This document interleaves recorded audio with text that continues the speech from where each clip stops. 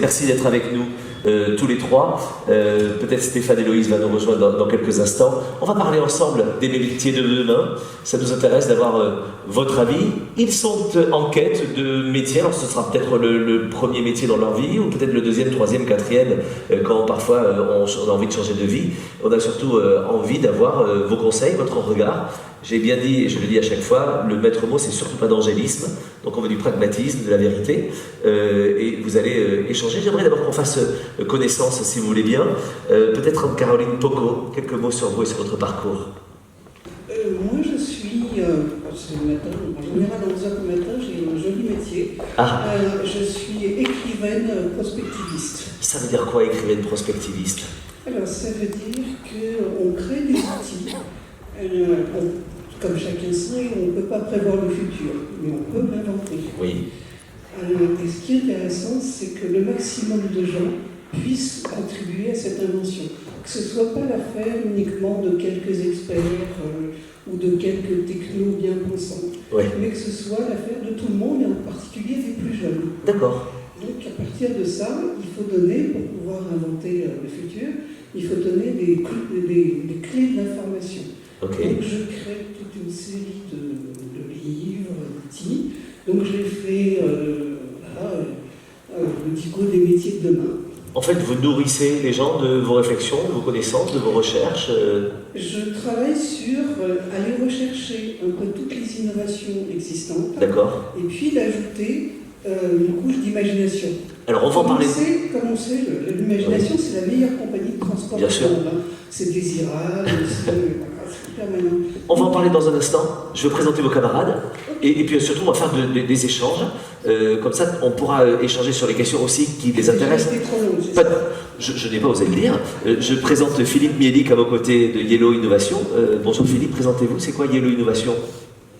Ça va fonctionner. On va allumer tous les micros sur scène, si vous voulez bien, comme ça on sera à l'aise. Allez-y, c'est le numéro 5 toujours. Et comme le 5 en fait ne veut pas fonctionner, je vous donne le... On les allume tous, s'il vous plaît, sur scène. Allez-y. Donc, bonjour, effectivement, je suis Philippe Mielik, je suis directeur de création et de l'innovation chez Yellow Innovation. Oui. Alors, Yellow Innovation, c'est quoi? C'est un laboratoire d'innovation du groupe La Poste, oui.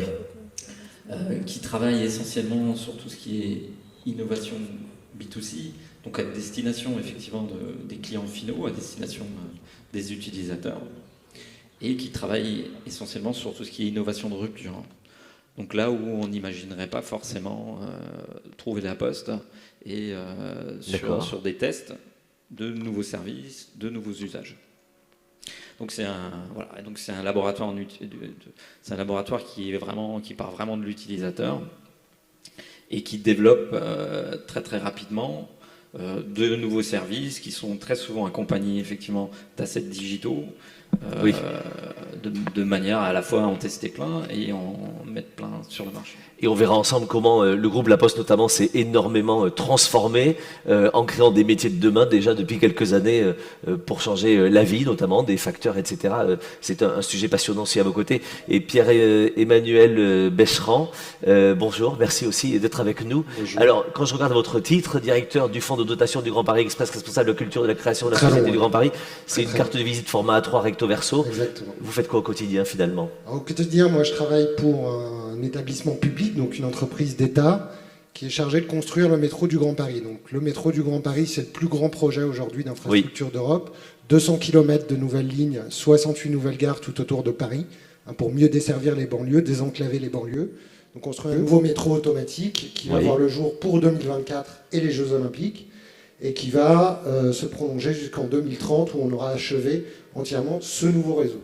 Donc la Société du Grand Paris, c'est plutôt une boîte d'ingénieurs qui est là pour travailler sur le métro, dessiner les plans, piloter les architectes, piloter les ingénieurs, piloter les entreprises de travaux. Et moi, j'ai un petit peu la chance de m'occuper de tout ce qui relève de la création dans ce beau projet.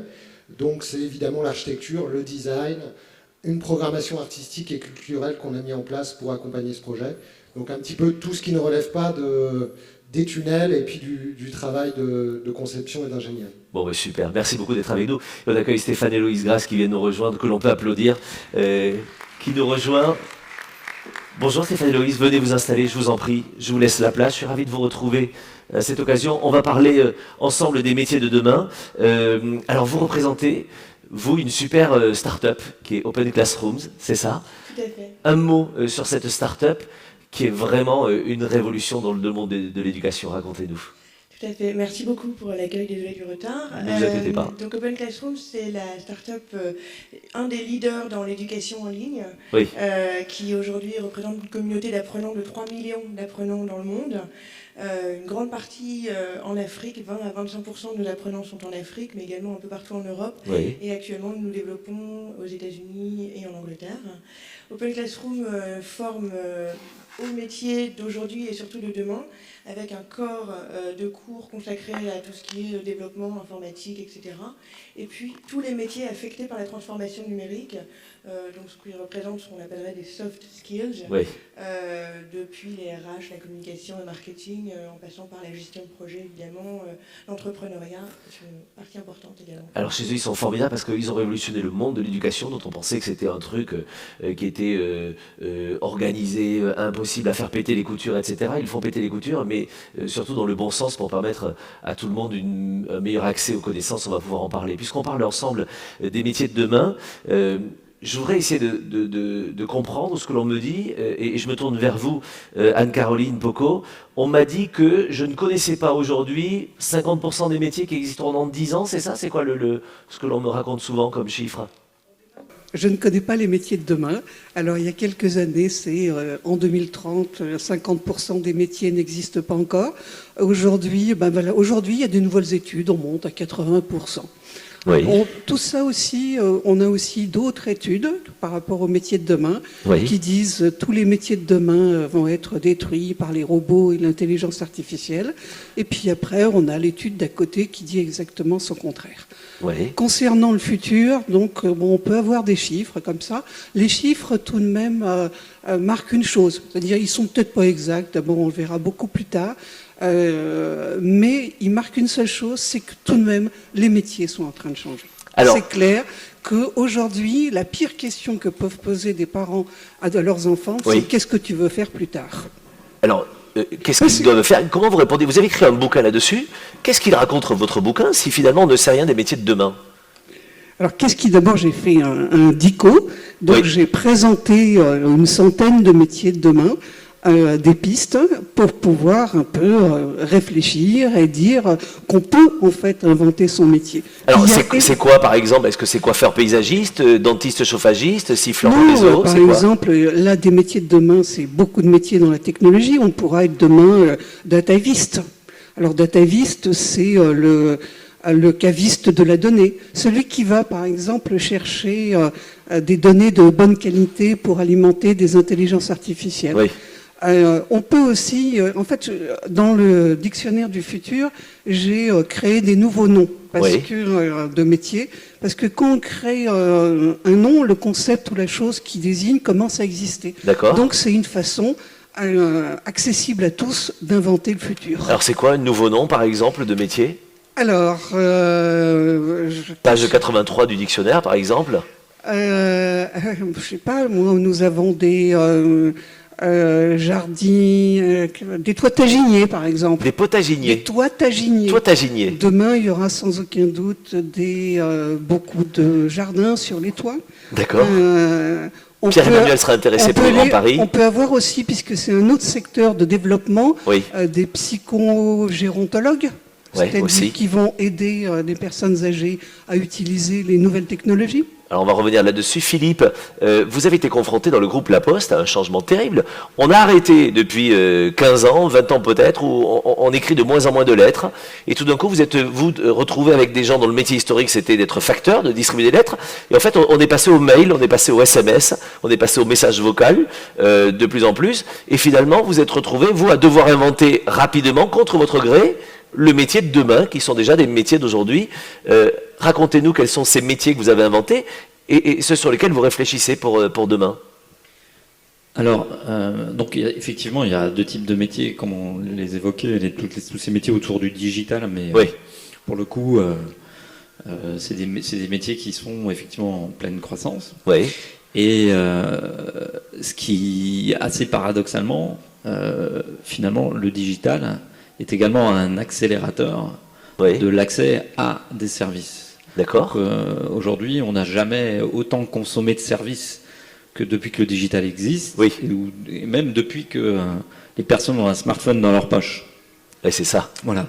Donc, effectivement, on a accès à beaucoup plus de choses qu'avant. On a les usages se sont complètement transformés, et déjà cette transformation des usages, des habitudes, et également de l'exigence des utilisateurs a fait en sorte que le domaine du service aussi est en pleine expansion. Bien sûr. C'est-à-dire que on peut prodiguer de plus en plus de services de proximité grâce au digital. Alors ça, on l'imagine tous, mais eux, leur métier de demain chez vous, c'est lequel? À la Poste, vous allez dans le groupe La Poste, dans les startups que vous incubez peut-être. Quel est le métier qu'ils vont trouver dans 2 ans, 5 ans, 10 ans? Vous le savez? Non, parce que moi, j'ai pas de boule de cristal aujourd'hui. C'est pour ça que je fais de l'innovation, c'est pour ça qu'on teste des choses. Ouais. Et 10 ans, 15 ans, c'est hyper long. Oui. C'est hyper long aujourd'hui. Enfin, moi, ça fait maintenant 20 ans que je suis tombé dans le digital. Mais vous travaillez à les créer, ces métiers? Comment? Vous travaillez à créer ces métiers, ces nouvelles fonctions? Bien sûr, mais comme on peut le dire, tout va beaucoup plus vite maintenant, même l'évolution du métier. Ça oui. Moi, si j'ai un conseil à donner à la nouvelle génération, allez-y. C'est plus effectivement de dire, soyez capable d'apprendre beaucoup de choses différentes et de rebondir sur différents types de métiers. Parce que le digital, finalement, on n'en parle pas beaucoup, mais moi j'ai connu pas mal de périodes où beaucoup de choses changeaient dans le digital, où les gens ont été obligés très très rapidement de rebondir et faire différentes choses. Donc c'est ça finalement la vraie capacité qu'il faut qu'on ait demain. Alors pour pas faire ancien combattant en disant j'ai connu des périodes où tout changeait, on est d'accord, eux ils vont connaître des périodes où tout va encore plus changer. Et plus rapidement. Et plus rapidement, évidemment. Pierre-Emmanuel, quand vous réfléchissez au Grand Paris et finalement à la métropole de demain, peut-être à la région de demain, vous imaginez aussi dans vos moyens de transport, dans les logements, mais aussi dans les structures de bureaux et de travail, des métiers qui ne vivront pas comme aujourd'hui, par exemple? Vous anticipez tout cela? Parce que quand on construit, un métro, un tram, un immeuble, c'est un truc qui doit durer 50, 60 ans, 100 ans. Allez-y. Oui, c'est assez paradoxal parce que la ville, c'est par excellence le champ du temps long. Oui. Là, vous m'entendez? Oui. Quand on construit un métro, on le construit pour un siècle, voire plus d'un siècle. Quand on construit un bâtiment, c'est la même chose. Et puis, les temps de construction, les temps de conception sont très longs. Le métro, on a commencé à l'imaginer en 2010. Il sera livré complètement en 2030. Donc, il va se passer 20 ans entre l'idée et la réalisation définitive de l'ensemble du réseau. Donc, paradoxalement, on pourrait se dire, la ville du temps long, il y a des métiers qu'on connaît bien. Il y a les architectes d'un côté, il y a les financeurs. Il y a les ingénieurs, il y a les promoteurs, il y a le politique aussi. Il ne faut pas négliger l'importance du politique dans la fabrique urbaine, les élus et puis leurs services qui travaillent à imaginer ces villes. Oui. Donc tout ça repose quand même sur des métiers aujourd'hui qu'on connaît tous, qui sont bien cadrés, bien figés. Et puis on assiste depuis quelques années quand même à une diversification, à la création de nouveaux métiers qui sont sans doute moins spécialisés en fait. Moi c'est ce que je constate. Ouais. On était longtemps dans un schéma où il y avait des métiers bien connus, bien structurés, avec des fiches de poste très claires d'ailleurs qu'on trouvait au sein de ces entreprises. Et de plus en plus, il y a des métiers un petit peu, je dirais, fourre-tout, polyvalents, qui apparaissent, où on demande aux gens à la fois de savoir faire un petit peu de politique pour négocier avec les élus, faire de la stratégie, avoir quelques connaissances techniques, mais pas trop non plus. Ouais, aussi, et capable d'assembler finalement l'ensemble de ces champs pour fabriquer de la synthèse et fabriquer la ville. Parce que la ville, par définition, c'est un champ interdisciplinaire au carrefour de plein de choses. Je demande à Stéphane et Loïse, que viennent chercher les gens qui viennent chercher des formations chez vous? Ils viennent apprendre quoi qui va leur servir? Pourquoi? Pour demain? Racontez-nous. Chez Open Classroom, on a 2 différents types d'approches. Il y a d'abord tous nos cours sont disponibles gratuitement sur la plateforme. Donc on a un certain, je dirais 40% des apprenants qui sont des étudiants qui cherchent à compléter leur cursus en se formant à des compétences effectivement un petit peu plus techniques, un petit peu plus poussées liées au métier du digital, que ça aille de développement web à développement back, Scrum Master, enfin voilà, toutes ces compétences nouvelles. Et puis on a également 40% de nos utilisateurs qui sont déjà dans des grands groupes, qui sont des professionnels qui là aussi cherchent un petit peu à upgrader ou updater leurs connaissances et se former. Donc ça c'est une partie. Et puis ensuite nous avons la deuxième partie partie du modèle qui correspond à des parcours qui sont vraiment dédiés à la formation pour un métier, qui sont co-construits avec des universités. Nous sommes nous-mêmes un établissement d'enseignement supérieur en ligne, donc nous proposons des diplômes, des formations diplômantes. Et en fait, le point de départ, c'est de dire que le numérique nous oblige même à repenser complètement, enfin la formation numérique nous oblige même à repenser complètement la formation. Donc des rapports un peu plus de pair à pair, non plus un professeur tout seul devant sa classe qui va expliquer comment est-ce qu'on apprend tel métier, quelles compétences, de quelles compétences on a besoin. Évidemment, pair à pair, PAIR. Voilà. Pour être beaucoup plus sur de l'apprentissage par le learning by doing, donc l'apprentissage par les projets, et une particularité également que nous proposons qui est le mentorat, c'est-à-dire l'accompagnement. Ce n'est plus un professeur face à X élèves, mais un élève, un étudiant, un apprenant égale un professeur ou plutôt un mentor, qui est une personnalité du secteur dans lequel, un expert métier en fait du secteur et du parcours que l'apprenant suit pour obtenir son diplôme. C'est-à-dire l'un des avantages chez NQT pour ceux qui rentrent dans le dispositif ou qui vont rentrer, c'est que les parrains et les marraines jouent aussi ce rôle de mentor et c'est important de le rappeler. Quand vous venez de l'évoquer les uns les autres, mais réagissez peut-être tous les quatre sur finalement la qualité première pour appréhender le métier de demain et peut-être pour changer 14 fois de vie, c'est quoi? C'est l'agilité, la polyvalence, la curiosité. Qu'est-ce que vous diriez les uns les autres? Alors moi je dirais la passion et le métissage. La passion dans le sens où aujourd'hui on peut aussi créer son métier. Créer son métier avec des choses qu'on aime et que la seule façon de pouvoir se différencier et se différencier surtout aussi des machines, c'est de pouvoir métisser des compétences. C'est-à-dire, et donc d'avoir plusieurs, et puis pas partir avec une idée en disant je ferai ce métier-là toute ma vie. Non, je vais faire un métier peut-être 1 an, 2 ans, 3 ans, et puis je vais imaginer quelque chose. Et l'intérêt, c'est de construire et d'acquérir à chaque fois des compétences nouvelles. Ça va nettement mieux. Hein. Mais je vous confirme. Donc ça, c'est, vous me dites la passion. Le métissage, c'est quoi?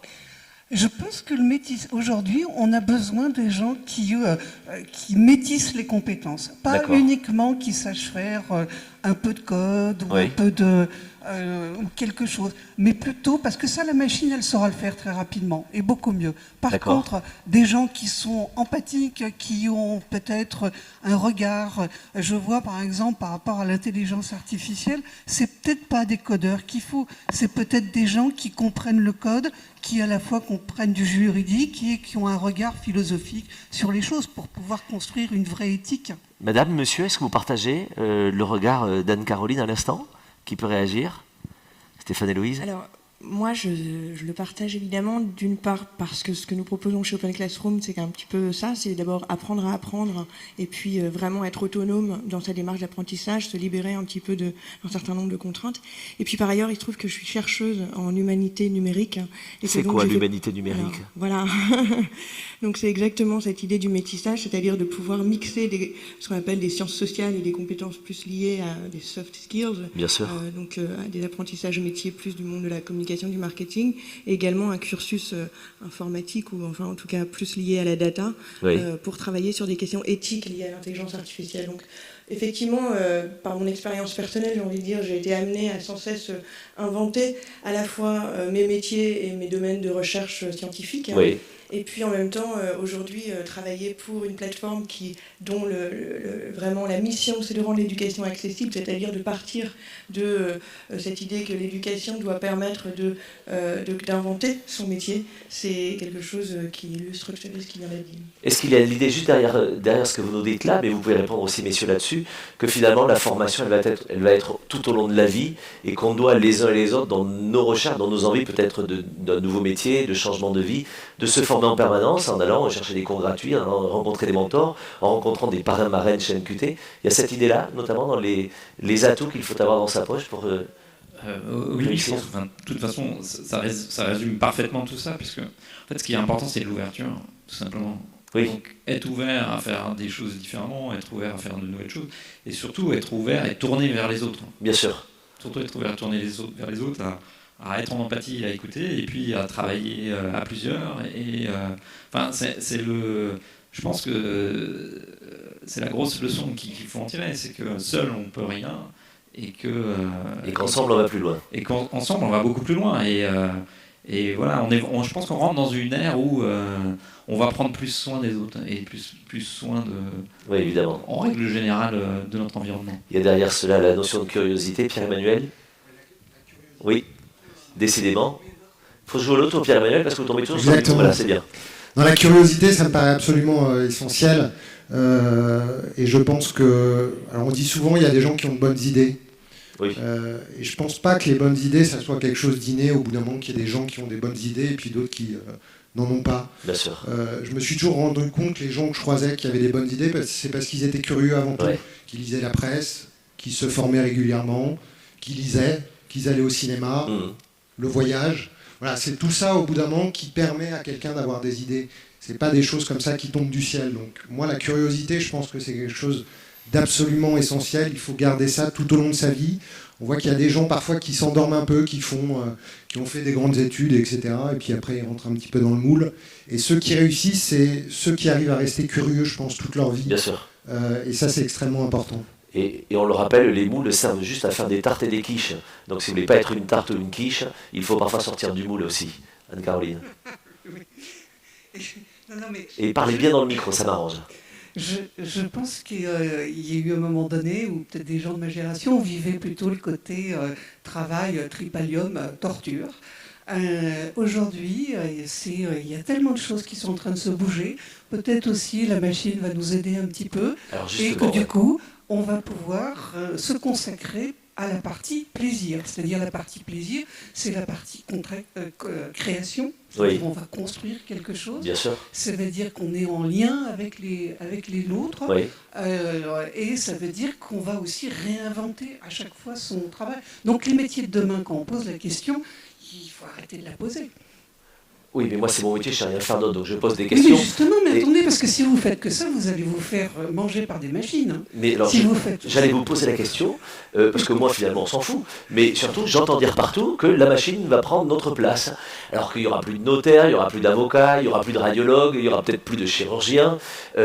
En clair, on commence à me dire que la machine, l'intelligence artificielle, etc. Alors d'un côté on veut nous faire peur, moi je suis plutôt toujours à regarder le verre à moitié plein, donc je trouve ça formidable qu'on nous apporte des nouvelles technologies qui nous permettent d'améliorer notre vie quotidienne peut-être. C'est quoi le regard que vous avez, vous, sur l'apport de l'intelligence artificielle qui ne doit pas remplacer l'intelligence humaine? Qu'est-ce que vous dites là-dessus et sur la part des machines demain? Moi, je pense tout simplement que les gens qui font un boulot de robot vont être remplacés par des robots. Oui. Et, le radiologue peut faire aussi un boulot de robot. Mais pas que. Mais pas que. On a besoin de son regard pour... Donc il sera peut-être, Ouais. on va évoluer, où il va peut-être avoir plus de tâches, de liens avec le patient, Bien sûr. d'explications et tout. Après, le moment où il est payé aujourd'hui uniquement pour identifier ou pas une tumeur. Oui. Très bien. Donc on vient de faire la moitié de la salle qui voulait être radiologue, vous allez changer. D'autres regards justement sur l'importance de l'intelligence artificielle, l'impact des machines, des robots aujourd'hui, demain. De toute façon, l'intelligence artificielle, enfin, il n'y a pas de mauvaise invention, il y a que des mauvais usages à un moment donné. Bien sûr. L'intelligence artificielle, elle vient... En fait, l'intelligence artificielle en tant que telle, ça ne veut pas dire grand-chose, dans la mesure où c'est presque une fonctionnalité Bien sûr. que l'on peut mettre à peu près partout maintenant. Et au service même de la création d'emplois et de nouveaux métiers. Voilà. Et comme toute invention aussi, on va dire, aussi protéiforme, Oui. finalement, il y a des bons et des mauvais usages. Bien sûr. Mais en vrai, le bon usage, effectivement, c'est de faire en sorte d'améliorer certains outils pour qu'ils soient, effectivement, au bénéfice de l'être humain et d'absolument pas jamais opposer l'intelligence artificielle à l'être humain, mais Évidemment. que les deux soient effectivement complémentaires. Pierre-Emmanuel, l'intelligence artificielle, dans vos anticipations du Grand Paris de demain, elle est partout. Elle est dans le béton, dans les infrastructures, dans les transports, dans les logements. Alors effectivement, elle est partout. On voit que la ville se numérise.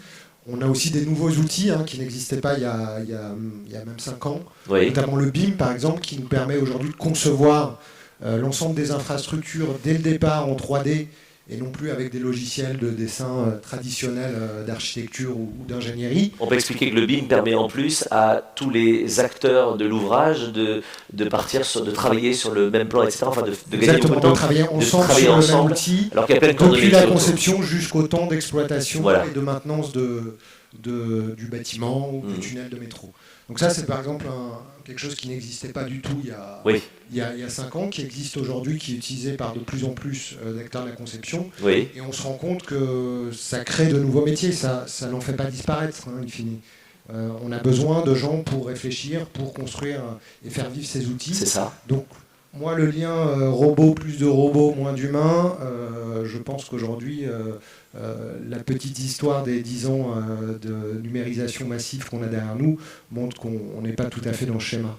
D'accord. Stéphane Héloïse, Je voulez voulais réagir? réagir sur le sujet de l'intelligence artificielle, parce que c'est vrai que c'est un thème qui est très vite agité par rapport à la question de l'automatisation des jobs et du futur de l'emploi. Et finalement, l'intelligence artificielle, c'est pas du tout si nouveau que ça.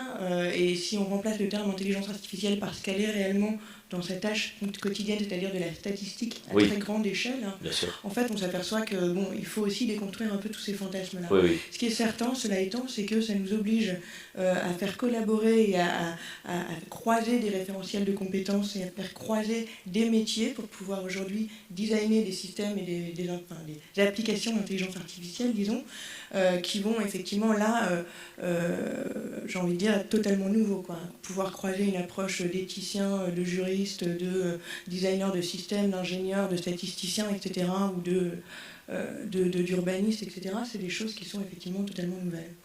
Juste une chose, je ne voudrais pas que l'on parle juste de l'intelligence artificielle, je voudrais aussi que l'on puisse mettre en valeur le fait que les métiers manuels, qui est une forme d'intelligence incroyable et souvent supérieure même, ces métiers manuels ont aussi un grand avenir. On a besoin de gens excellents dans ces métiers manuels, on a besoin de gens, d'artisans incroyables au quotidien. Ces métiers ont aussi beaucoup d'avenir, parfois même des métiers ancestraux. Qui peut répondre là-dessus? Ou alors je suis le seul illuminé qui le croit? Non, je pense qu'effectivement, moi je fais le diagnostic par exemple dans le design aujourd'hui. On a eu un mouvement massif de standardisation de l'ensemble de nos mobiliers, etc. Oui. Ikea en est l'incarnation. Et puis on voit fleurir là depuis maintenant 3-4 ans partout des petits artisans qui refabriquent leurs meubles, qui redéveloppent des gammes de tables, de chaises, d'armoires. Oui. C'est assez formidable. Vous allez à Pantin, j'en ai rencontré récemment au moins 5 ou 6 comme ça qui viennent de créer leur atelier et qui marchent très très bien. Donc on voit qu'il y a des métiers qu'on a oubliés qui sont en train de réapparaître aussi parce que la société a une demande de plus en plus forte de fait maison. On le voit d'ailleurs dans la gastronomie aussi. On est en train de le voir maintenant dans plein d'autres domaines. Le fait maison, le spécifique, tout ce qui n'est pas standardisé, donc ce qui est fait à la main, est en train de revenir très fort. Et ça, on le voit dans plein de domaines. Avec l'envie de proximité avec ces artisans justement et le Made in France, Anne-Caroline. Moi, je ne suis pas persuadée qu'il y ait encore demain beaucoup de métiers manuels. Pourquoi? C'est peut-être pas la main, justement, c'est des métiers qui vont utiliser différentes technologies pour construire des produits uniques. D'accord. Alors, c'est peut-être un peu ça où on sent l'évolution. Qui vont aussi, ces métiers-là, ils ne seront pas uniquement avec... ils seront avec des imprimantes 3D, avec des conceptions un peu plus sophistiquées, des circuits de production et de diffusion qui sont assez complexes et tout. Et je ne sais pas si on pourra encore parler de métiers intellectuels, de métiers manuels. À mon avis, c'est complètement... pour eux, tout ça. Pour moi, évidemment, tout est intellectuel et tout peut être manuel. N'empêche qu'aujourd'hui, on est à flux tendu dans la restauration qui ne trouve pas de main-d'œuvre, on est à flux tendu dans plein de métiers d'artisans qui ne trouvent pas de main-d'œuvre. C'est quelque chose d'éternel, non? Pas forcément pour vous. Demain, la cuisine se fera avec une imprimante 3D pour vous. La cuisine se fera avec une imprimante 3D. Oh, j'espère pas. Ah ben voilà. Non, j'espère vraiment pas.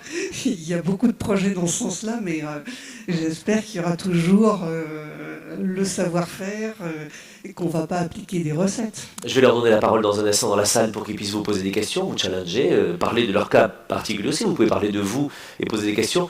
Juste un mot, quel est le conseil que vous voulez leur donner aujourd'hui? S'ils doivent repartir avec un conseil, c'est lequel? Pour mieux appréhender le monde de demain, pour mieux changer, peut-être très souvent de métier, et peut-être mieux s'instruire aussi tout au long de la vie. Qu'est-ce que vous pourriez leur dire aujourd'hui? imaginez ou lancez-vous dans des métiers qui vous font plaisir. D'abord le plaisir. Oui. Et utiliser cette notion qui vraiment est peut-être nouvelle aujourd'hui. On est dans un moment où tout est en train de changer, on peut construire quelque chose. Et le plaisir, c'est d'avoir aussi un boulot qui correspond à soi-même. Bien sûr. Qui n'est pas le boulot du voisin, qui n'est pas un boulot uniquement parce qu'on gagne bien, parce qu'on est dans une structure à tel poste, mais c'est le boulot qui donne un sens à sa propre vie. Évidemment. D'autres conseils pour les gens dans la salle? Philippe. Bon, le conseil rejoint un petit peu le tien. Effectivement, aujourd'hui, il y a une grosse tendance, et puis je pense que ça va être de pire en pire, ou de mieux en mieux, une grosse exigence de qualité, parce qu'on est de plus en plus friand de choses très très bien faites, et on est un peu intolérant finalement par rapport à ça. Ouais. Et pour arriver à ça, effectivement, il faut réussir à penser, à imaginer, à produire des choses qui ont une qualité importante. Bien sûr. Et pour ça, la seule clé, c'est de s'amuser. Voilà. Plaisir, s'amuser. La seule clé, c'est de s'amuser, parce que quand on ne s'amuse pas, on n'est pas bon. Et quand on s'amuse, on est nettement meilleur. Et vous vous amusez au quotidien? Moi, je m'amuse comme un fou. Super. Stéphane et Loïse.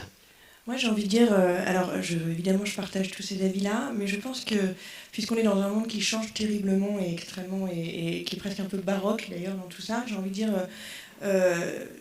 c'est vous, en fait, qui êtes en train d'inventer le monde de demain, et soyez-en responsables, en quelque sorte. C'est-à-dire que, finalement, toutes les personnes qui ont plus d'expérience, qui sont plus âgées, ont évidemment beaucoup de choses à vous apporter, et ça, c'est indéniable, et allez les chercher et écoutez-les, mais soyez également véritablement responsables et créatifs dans la manière dont vous voyez le monde, dont vous pouvez profiter de ce que vous apprenez pour créer le monde qui vient, et je pense que ça, c'est quelque chose d'extrêmement important pour cette génération, pour la génération dont je fais partie également, mais de se dire qu'il faut qu'on retrousse nos manches et qu'on y aille un petit peu tous ensemble aussi. Le monde de demain sera celui que vous en ferez.